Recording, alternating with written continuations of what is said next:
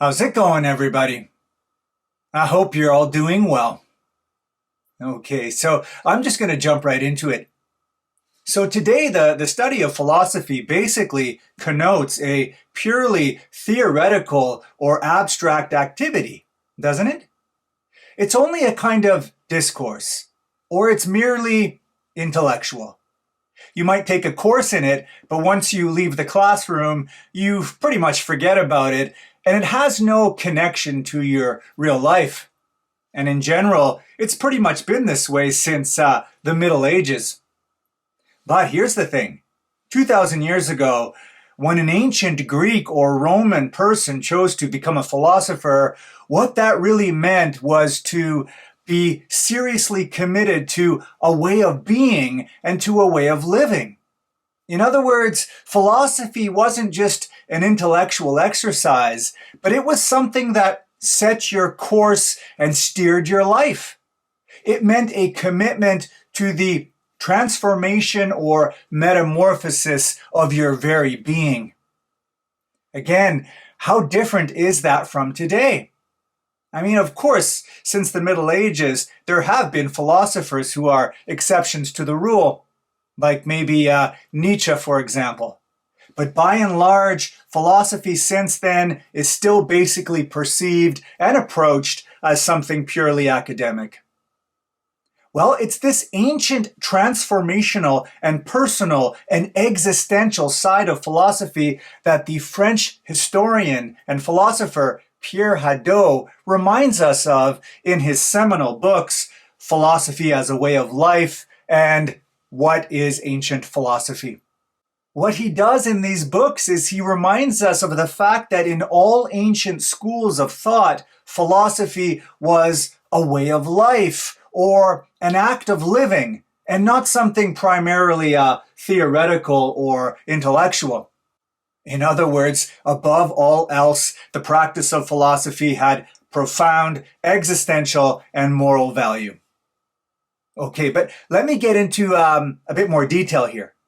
So what Hadot says is that what these ancient philosophers did is they practiced what Hadot calls certain spiritual exercises or techniques.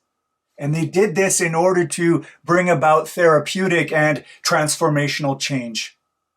And what are these so-called spiritual exercises?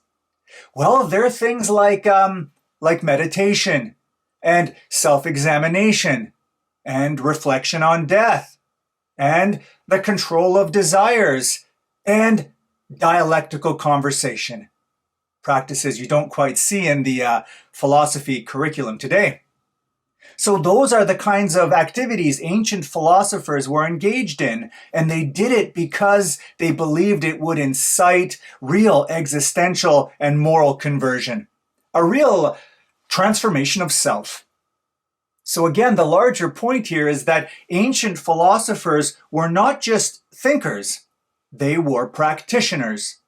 They were practitioners committed to a vision of life in which reason and virtue shaped and directed everything in their daily existence. I mean, take Socrates, for example. Socrates was revered not for leaving behind a body of writing, no, but for actually embodying philosophical questioning in everyday life, even in and through his own death.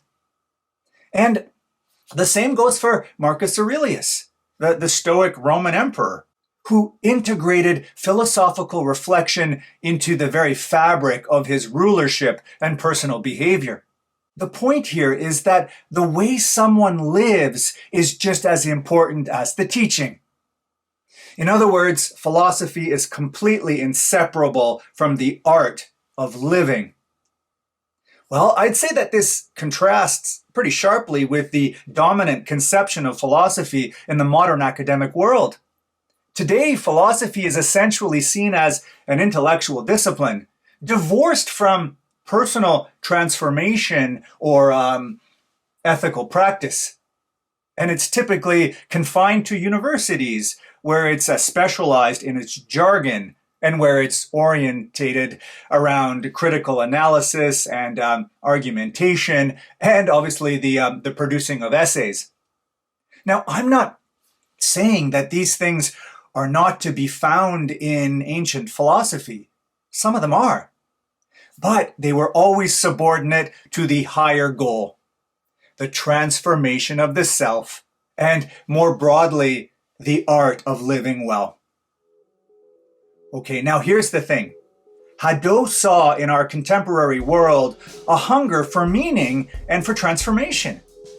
Well, by reminding us of the ancient spirit of philosophy, Hadot invites us to rethink how we want to do philosophy today.